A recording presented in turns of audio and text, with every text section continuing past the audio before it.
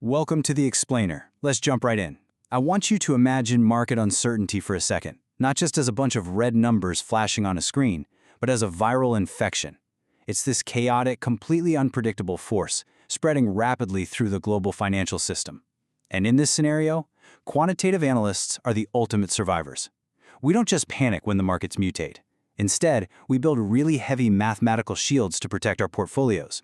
So today, we're going to explore the CFA Quantitative Toolkit, and we're going to use it to navigate and survive the financial apocalypse. All right, here's our survival roadmap. We're covering 1. The price of time. 2.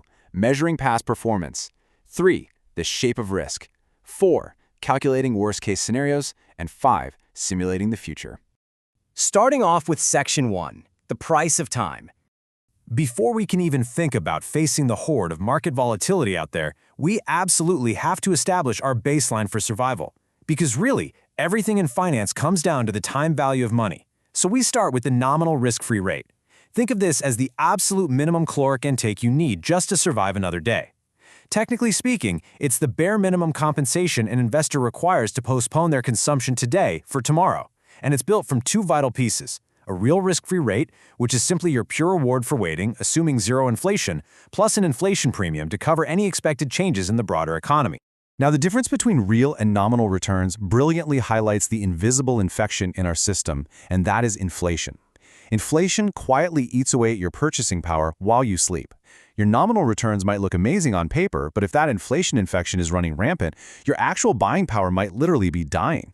That's exactly why real returns, which strip out that inflation premium entirely, are the true honest measure of our survival in any market environment.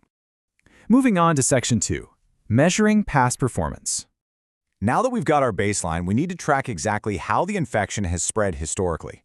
I mean, surviving a single isolated year is one thing, right? But measuring the compounding trajectory of our assets over an extended timeline is an entirely different beast. Take a look at the volatility in country J. It drops from a really healthy 8.1% gain all the way down to a negative return by year 3. To actually understand our long-term trajectory when we're dealing with massive swings like that, we have to know exactly how to average these numbers out. And honestly, choosing the right mathematical tool here is a life-or-death decision for your portfolio. If you just use the arithmetic mean, you're only looking at average single-period performance. And that dangerously distorts reality for long-term investments because it completely ignores the compounding effect of losing money. Think about it. A 50% loss requires a 100% gain just to get back to zero. The geometric mean is what we really want. It captures how total returns are actually linked over time, revealing our true compound rate of growth. Oh, and if you're cost averaging your supplies over time, the harmonic mean is your go-to metric. Choose the wrong tool and your survival models will completely fail you. Which brings us to Section 3, the shape of risk. So, averages only tell us the middle of the story. But as any hardened survivor knows, the real danger, the risk that actually wipes you out, lives entirely on the edges. When you look at a negatively skewed distribution, things get scary. In a perfectly normal world, returns are beautifully symmetric. But in a negatively skewed reality, you experience frequent, comforting small gains that kind of lull you into a false sense of security. And then, a sudden, extreme loss violently wipes out your portfolio. That long left tail stretches way out, representing severe, catastrophic downside risk. And right here is the horde itself, a leptokurtic or fat-tailed distribution. Compared to a standard normal distribution, a fat-tailed distribution has way more mass out in its extreme tails. Meaning what exactly? It means that extremely large, violent deviations from the mean, both good and bad, happen far more frequently than standard models would ever predict. This, my friends, is exactly where market crashes live. To actually measure this threat, we use a statistic called kurtosis. A perfectly normal distribution has a kurtosis of exactly 3.0. That's the magic number. Anything above this indicates excess kurtosis. So if your assets return distribution has a kurtosis of, say, 4 or 5, you have a major fat tail problem. It means the absolute worst-case scenarios aren't just theoretical possibilities anymore. They are actively hunting your portfolio. Section 4, calculating worst-case scenarios. Now that we can vividly see the shape of the threat, we have to calculate exactly how much damage this horde can do to us in a specific time frame. And this brings us to value at risk, or VAR. Think of VAR as our heavy shield. It takes abstract risk and translates it into a very concrete money measure. For instance, a financial institution might calculate a 95% one-day VAR of 5 million euros. That simply tells us that under normal conditions, there's only a 5% probability of losing more than 5 million euros in a single day. It clearly quantifies our expected pain threshold. But we have to ask ourselves, what if the horde breaks through? What happens when returns fall below our absolute minimum survival threshold?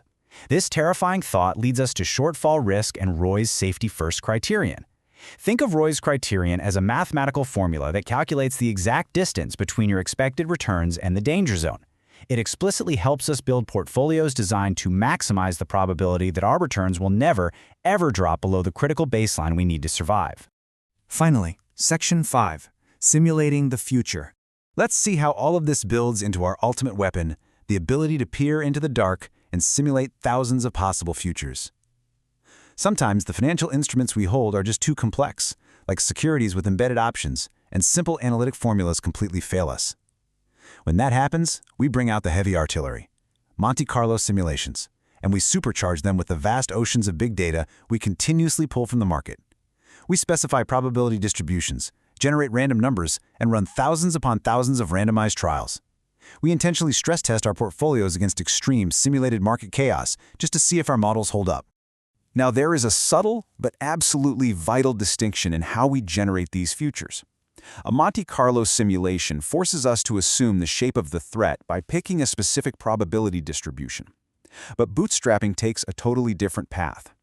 Bootstrapping repeatedly draws directly from historical data.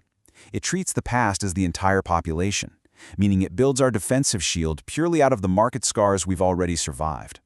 And as new, terrifying market data streams in, we can even apply Bayes' formula to dynamically update our initial probabilities. That lets us continuously refine our survival odds based on every single new mutation we observe. So, I want to leave you with this chilling thought. The CFA Quantitative Toolkit gives us some truly incredible power.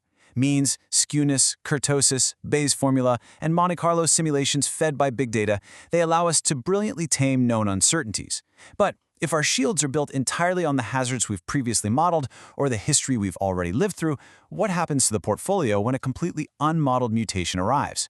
Because even with all the big data in the world, the true apex predator of the financial markets isn't the risk we measured, it's the risk we never saw coming.